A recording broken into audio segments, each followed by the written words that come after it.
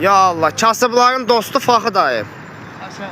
Haycan. Daha ön gəldi, yaman gəldi. De Faxı dayı, de. 98 avtomat korufma. Maşın super. Maşının yüngül bir içeri kosmetikası var. Gözəldir, hər bir şey qaydasında. Maşın, bahalı maşındır ya. Ancaq mən bunu ucuz verirəm. Neçə Faxı dayı? 5800 manat. Oy dada var ya Faxı dayı. İlk ödəniş 2000 manat. İlk ödəniş 2000 manatdan verirəm. Dayı kampaniyadır da bu da. 2000 manat ilk ödəniş. O açılım o bez. Oradan bağlanır. Bir də arkasını çək. Maşın.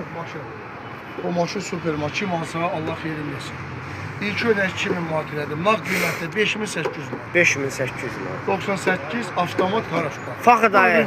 Real alıcı olsa indirim eləyəcək də o söhbət. Endirim də eləyəcəm. Oy Buyurun qanaydı. gəlin. Bu kampaniyalar qalmadı. Əlavə kimə də qardaş, öz maşını söylə, kreditdə qoymasa, girova qoymaq istəsə buyursun gəlsin. Kredit lazım olsa əlavə buyurun gəlin. Bütün şərtlər bizdə.